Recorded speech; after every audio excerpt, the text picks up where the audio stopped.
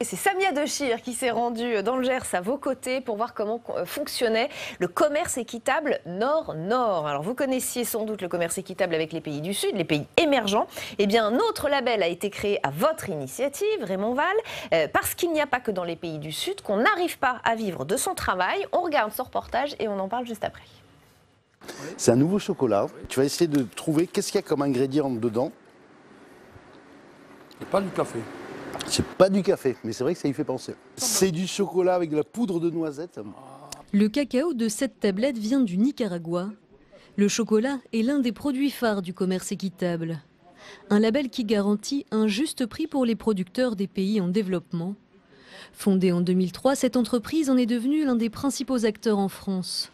Très vite, les salariés de cette SCOP basée dans le Gers ont eu l'idée de travailler aussi avec des producteurs français. Les gens nous disaient, bon, c'est vachement bien ce que vous faites, équitable pour les producteurs du Sud, mais pourquoi est-ce que vous ne faites pas quelque chose aussi pour nos producteurs français? Parce qu'ils ont les mêmes problématiques. En 2011, Équitable lance donc sa marque Paysans d'ici.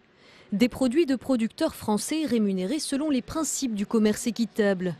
Mais sans pouvoir l'indiquer sur l'emballage, car cette mention est alors réservée aux produits de l'hémisphère sud. Ce qui était tout à fait paradoxal, c'est qu'une entreprise basée à Florence pouvait faire du commerce équitable avec l'Amérique du Sud, mais ne pouvait pas le faire avec les paysans d'ici.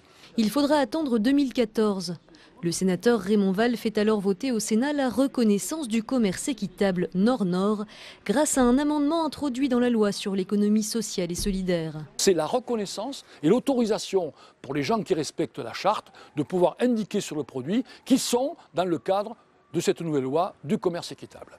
Dans ces confitures paysans d'ici, donc il y a beaucoup qui viennent de région Occitanie, tu vois, il y a de l'abricot du Roussillon, là c'est la confiture de châtaigne qui vient de l'Aveyron. Pour inscrire la mention commerce équitable sur ces produits, l'acheteur doit respecter plusieurs règles. Un contrat d'achat d'au moins 3 ans, une traçabilité précise et surtout un prix rémunérateur pour le paysan.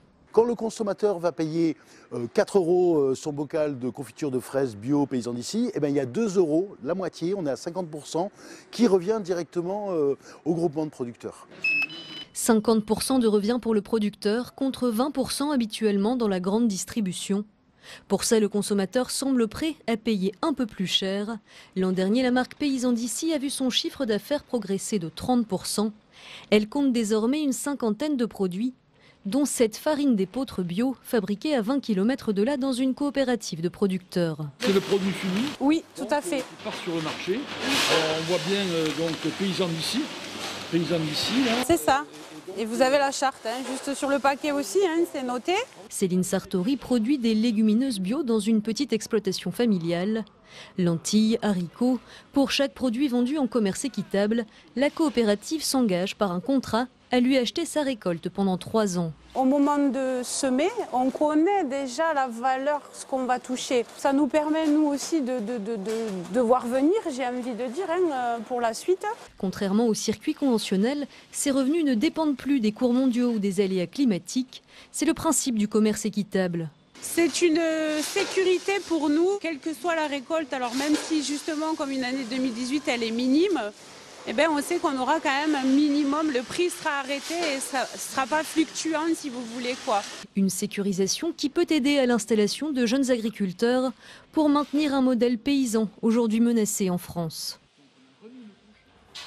Voilà, vous découvrez avec nous Raymond Vall, ce sénateur à domicile. Quand vous voyez ce reportage, vous dites que c'est une belle réussite, ce commerce équitable local, Nord-Nord.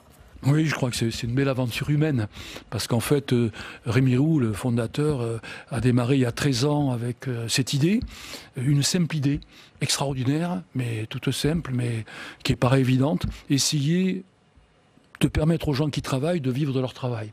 Alors c'est vrai, comme il l'a dit, le commerce équitable existe depuis 1970, avec des pays comme l'Amérique du Sud, etc., et pourquoi pas en faire bénéficier nos agriculteurs qui avaient des gros problèmes. Et c'est au Sénat, en 2014, que nous avons pu, grâce à un amendement à la loi économie sociale et solidaire que M. Benoît Hamon avait présenté, à minuit, au dernier moment, on a fait passer cet amendement qui a permis d'ouvrir cette philosophie du commerce équitable aux agriculteurs français. Et c'est vrai qu'aujourd'hui, un grand nombre de ces agriculteurs peuvent rester sur leur propriété.